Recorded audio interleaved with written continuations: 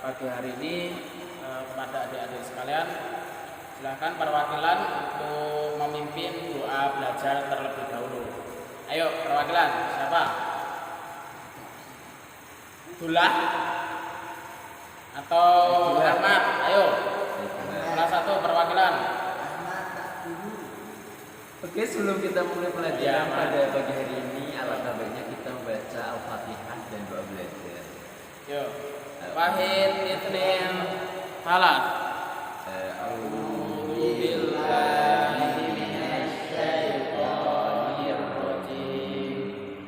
Bismillahirrahmanirrahim. Alhamdulillahi rabbil alamin. Ar-Rahmanir Rahim. Maliki yaumiddin.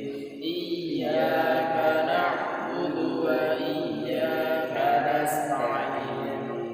Ihdinas shiratal mustaqim. Shiratal ladzina an'amta 'alaihim ghairil maghdubi 'alaihim waladdallin. Amin. Raditu billahi rabban wa bil islami dinan wa bi Muhammadin nabiyyan wa rasulan. Rabbi zidni ilma warzuqni fahma. Amin. Ya, terima kasih. Saya absen terlebih dahulu ya. Oke. Yang pertama Dullah hadir. Oke. Selanjutnya Ahmad hadir. Langsung saja karena ini juga waktunya terbatas, apalagi kita memasuki era pandemi. Silakan bukunya dibuka terlebih dahulu. Ayo, buku LKS atau paketnya bisa dibuka terlebih dahulu. Nah, sudah? Sudah. Kemarin kita belajar tentang apa? Kalau bab kemarin, ada yang masih ingat? Lupa? Apa malamnya nggak belajar? Enggak. Nonton bola. Ya sudahlah. Enggak apa-apa. Nah, guru lanjut saja. Ya. Gitu ya. Oke, kemarin kita belajar mengenai bab 5, yaitu menghindari akhlak tercela. Ada ananiah, putus asa, ghadab dan tamak. Ya, dibuka bukunya halaman buku paketnya halaman 71. Dah ya. Oke. Untuk yang pertama terlebih dahulu, yaitu mengenai ini ananiah, ya, ananiah. Jadi akhlak tercela di dalam buku ini terbagi menjadi 3 atau 4 macam, yaitu ananiah, putus asa, kemudian ghadab, dan yang terakhir yaitu tamak. Itu ya. Yang pertama terlebih dahulu yaitu ananiah. Saya yang tahu adik-adik sekalian, ananiah itu artinya apa? Tidak. Di buku ada loh. Ayo Ahmad, dibuka bukunya. Jangan ngalamun. Ayo Ahmad. Lupa. Oh, ayo dibuka bukunya halaman 71. Ahmad. Ayo jangan ngalamun ya. Ya. Diperhatikan Ahmad, halaman 71. Oke. Ya. Ananiah itu artinya sifat yang mana ini mementingkan diri sendiri dan juga meremehkan orang lain. kalau dalam bahasa kita bisa disebut dengan egois. Ya, egois itu sama dengan ananiah. Jadi ini adalah suatu perbuatan atau suatu akhlak yang memang tidak diperbolehkan di dalam Islam. Karena ini juga membahayakan di dalam pergaulan di masyarakat. Dan juga ananiah ini termasuk penyakit hati, ya, apabila dibiarkan akan berkembang menjadi sombong gitu ya, kemudian kikir, takabur, kemudian diiringi dengan sifat iri dan juga dengki. Nah, jadi memang ananiah itu kalau ananiah atau egois kalau kita kalau orang lain kembangkan itu akan menimbulkan sifat-sifat yang lain, yaitu seperti sombong, kikir dan takabur tadi. Ya, kemudian dalilnya apa Pak Guru? Ini ada dalam surat Al-Luqman ayat 18. Ayo Ahmad. Ahmad, diperhatikan Ahmad. Jangan ngalamun. Ya, Ahmad. Jangan ngalamun. Mas Dulan, masih ngantuk. Kalau ngantuk bisa cuci muka terlebih dahulu. Ya. Ya. Ini dalam surat Luqman ayat 18 aku bacakan ya. Wala tusairu qaddakalin nasi wala tamshi fil ardi marahan innallaha la yuhibbu kulla mukhtalin fakhur. Artinya, dan janganlah kamu memalingkan mukamu dari manusia karena sombong, dan janganlah kamu berjalan di muka bumi ini dengan sifat angkuh. Sesungguhnya Allah tidak menyukai orang-orang yang sombong lagi membanggakan diri. Ya. Nah, dari sifat ananiah ini bisa menimbulkan dampak atau impact. Yang pertama, menimbulkan kekecewaan orang lain. Kemudian yang kedua adalah merusak hubungan persaudaraan. Nah, nanti secara detailnya bisa adik-adik baca ya. Ini ada 8 impact yang dimiliki ketika si A itu memiliki sifat ananiah atau sifat egois. Ini ada 8 macam. Nah, kemudian lanjut saja, yaitu putus asa. Jadi setelah ananiah tadi ada akhlak tercela yang lain, yaitu apa? Putus asa. Nah, putus asa itu apa? Ada yang tahu? Ayo, siapa yang tahu? Putus asa. Menyerah. Apa? Menyerah. Udah menyerah Pak. Oh ya, mudah menyerah. Betul. Terus Ahmad, putus asa artinya apa Ahmad? Sama. Duh. Sama piye? Ya udah, nggak apa-apa. Ya memang kalau putus asa itu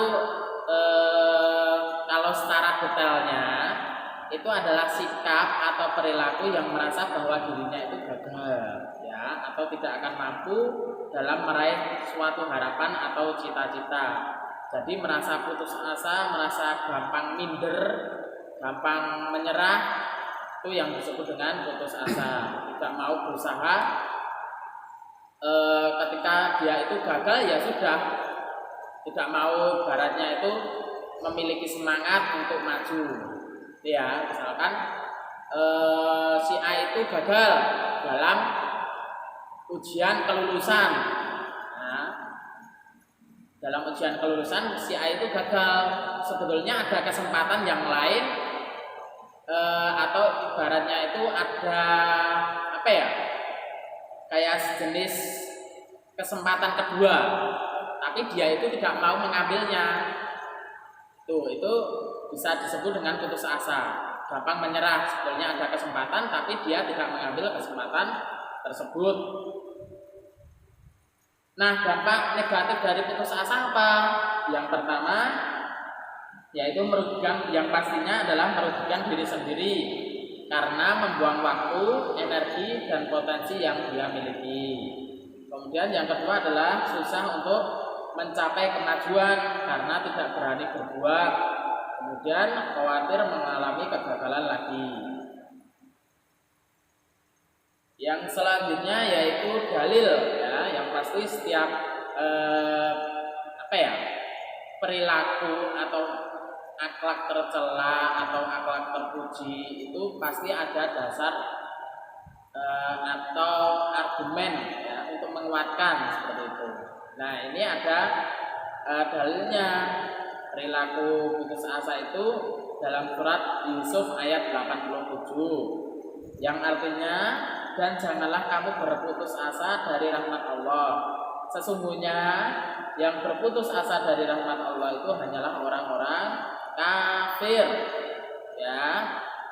Jadi kita tidak boleh berputus asa, apalagi kita adalah orang Islam, harus memiliki sifat optimis, harus memiliki sifat semangat dan juga pantang menyerah. Itu harus dimiliki oleh orang-orang Islam. Jadi jangan minder, misalkan kita gagal ujian, nilainya jeblok, kudune targetnya tok 100, nilai tok 40, yo nanti berusaha lagi. Mungkin di lain kesempatan kita bisa meningkatkan potensi kita, akademik kita, gitu ya, supaya lebih baik. Oke, itu ya. Oke.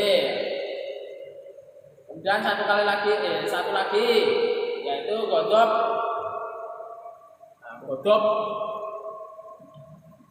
Ada yang tahu godop artinya apa? Ayo. Ada yang tahu? Mas Ahmad.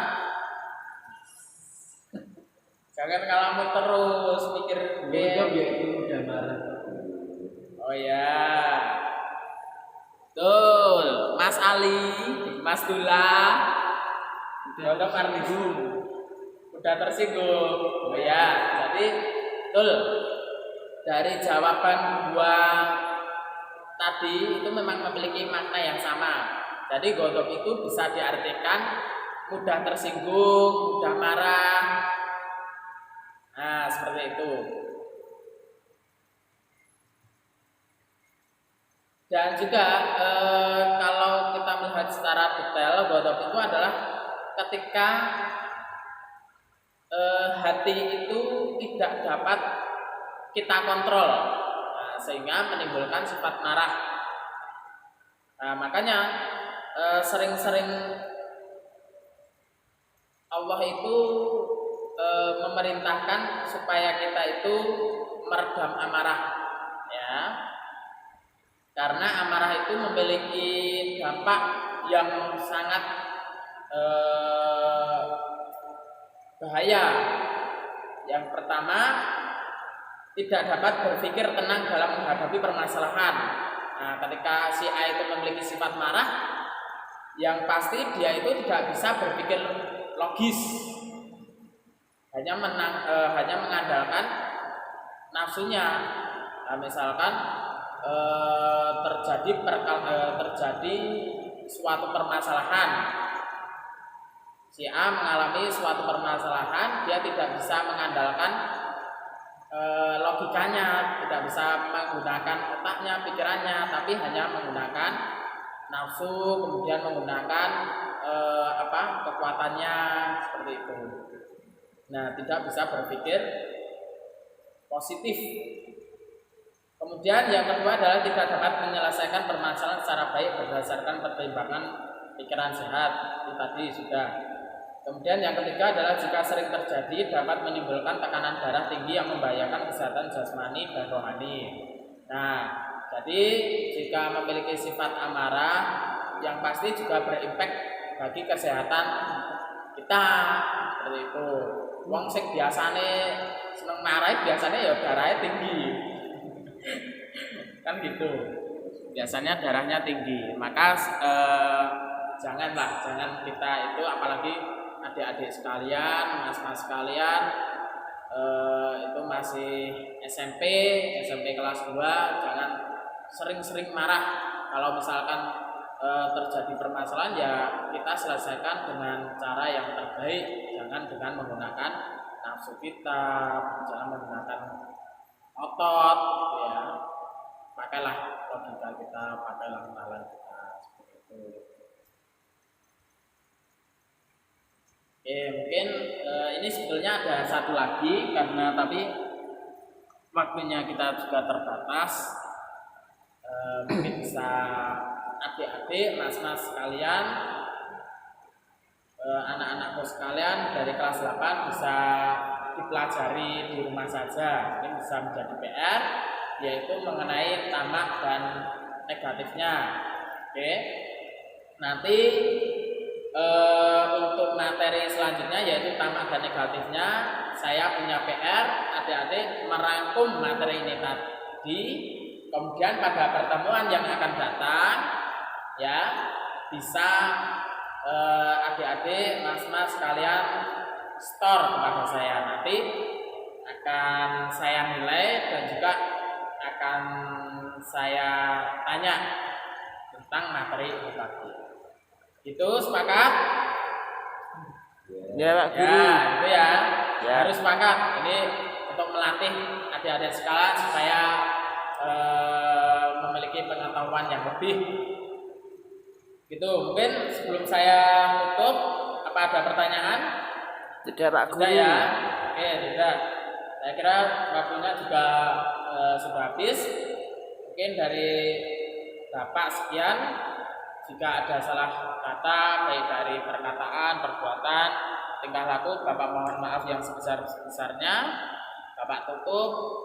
Billahi taufiq wal hidayah. Assalamualaikum warahmatullahi wabarakatuh. Waalaikumsalam warahmatullahi wabarakatuh.